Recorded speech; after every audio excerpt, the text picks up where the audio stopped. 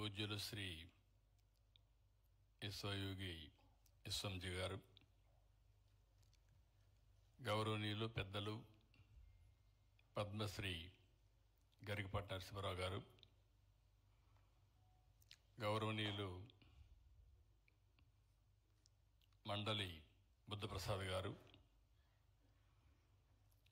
గౌరవనీయులు సహచర మంత్రివర్గ సభ్యులు కొల్లు రవీంద్ర గారు, స్థానిక శాసనసభ్యులు సభాధ్యక్షులు బొండా ఉమామహేశ్వరరావు గారు,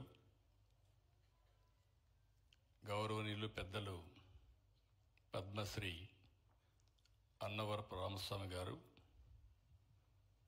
గౌరవనీయురాలు పద్మశ్రీ శ్రీమతి దండమూడి సుమతి రామ్మోహన్ రావు గారు,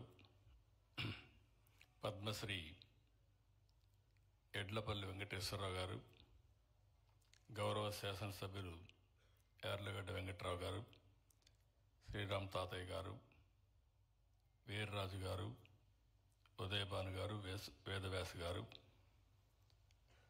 బుద్ధప్రసాద్ గారి కుటుంబ సభ్యులు, ఈ మంచి కార్యక్రమానికి ఇచ్చేసినటువంటి సోదరి సోదరులందరికీ పేరు పేరున మనస్ఫూర్తిగా నమస్కారాలు, అభినందనలు, శుభాభినందనలు. ఈరోజు మనం అందరం కూడా ఒక స్ఫూర్తిదాయకమైన కార్యక్రమానికి సమావేశమయ్యాం. ఇప్పుడే మిత్రులందరూ మాట్లాడారు. దివిసీమ గాంధీగా పేరున్నటువంటి మండలి వెంకటకృష్ణారావు గారి యొక్క శత జయంతి ఉత్సవాల్లో మనమందరం భాగస్వాములు కావడం మన అదృష్టం అని చెప్పి కూడా నేను మీ అందరికీ విజ్ఞప్తి చేస్తున్నా. పవిత్రత, సేవాభావం ఇలాంటివన్నీ కూడా కాపాడుకోవాలంటే ఇప్పుడే పద్మశ్రీ గరికపాటి నరసింహారావు గారు మాట్లాడారు. వారు ఎప్పుడూ మాట్లాడినా అనేక విషయాల్లో ప్రజల్లో ఒక సేవాభావాన్ని, నీతి నిజాయితీని పెంచే విధంగా జీవితం అంటే ఏంటో వారు చెప్తూ ఉంటారు. అలాంటి వ్యక్తి కూడా ఈరోజు ఏం చెప్పారో మనం విన్నాం. ఇంకొక పక్క శ్రీ విశ్వయోగి విశ్వంజీ గారు ఐకమత్యాన్ని గురించి, వారికి మండలి వెంకటకృష్ణారావు గారితో ఉండే సంబంధాల గురించి వారు చెప్పడం జరిగింది. ఇవన్నీ ఒక ఎత్తు అయితే నా దగ్గరికి బుద్ధప్రసాద్ గారు వచ్చారు.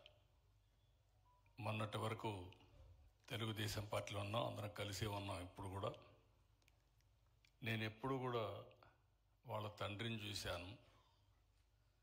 వెంకటకృష్ణారావు గారితో కలిసి ఎమ్మెల్యేగా ఉండే అవకాశం నాకు వచ్చింది 78-83లో.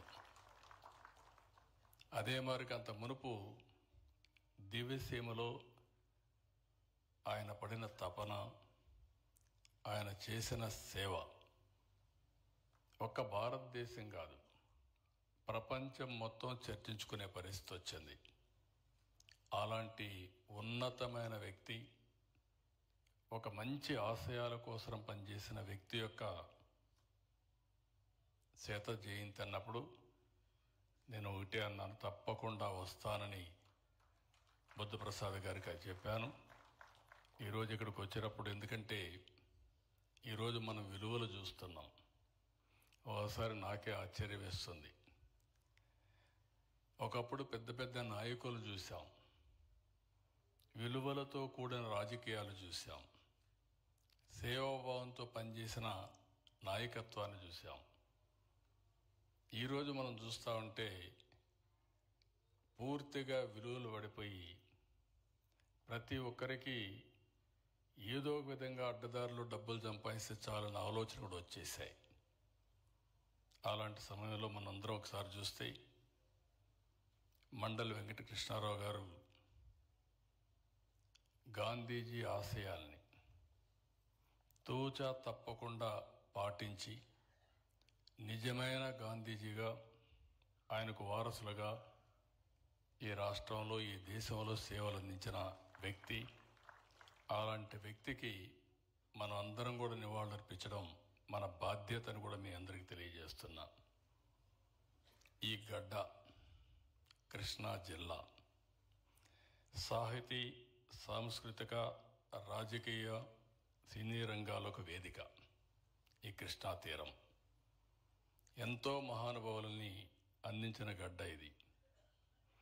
భోగరాజు పట్టాభి సీతారామయ్య గారు, గొట్టిపాటి బ్రహ్మయ్య గారు, చండ్ర రాజేశ్వరరావు గారు, కేఎల్ రావు గారు, మండలి వెంకటకృష్ణారావు గారు ఇటీవల ఈ రాష్ట్రంలోనే కాదు ప్రపంచానికే తెలుగు జాతిని గుర్తు తెచ్చినటువంటి, గౌరవాన్ని తీసుకొచ్చినటువంటి ఎన్టీ రామారావు గారు కూడా పుట్టిన గడ్డ ఈ కృష్ణా జిల్లా. ఇంకొక పక్కన మీరు ఒకసారి చూస్తే కృష్ణా పత్రిక వ్యవస్థాపకులు ముట్లూరు కృష్ణారావు గారు, ఆంధ్రపత్రిక కాశీనాథుని నాగేశ్వరరావు గారు, పత్రికా ప్రముఖులు నార్ల వెంకటేశ్వరరావు గారు, నిన్నటి వరకు ఈనాడు రామోజీరావు గారు, ఇలాంటి వాళ్ళందరూ కూడా ఇక్కడ పుట్టిన వ్యక్తులే. ఇంకొక పక్క జ్ఞానపీఠ అవార్డు గ్రహీత విశ్వనాథ్ సత్యనారాయణ గారు ఇక్కడే పుట్టారు.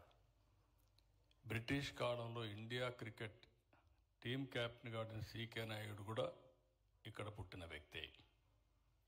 ఇంకొక పక్క సంఘ సంస్కర్త త్రిపురనేని రామస్వామి గారు, జాతీయ జెండా రూపశిల్పి పింగళ వెంకయ్య గారు, అయ్యదేవర కాళేశ్వరరావు గారు, గోరా లాంటి మహనీయులు పుట్టిన గడ్డ ఈ గడ్డ.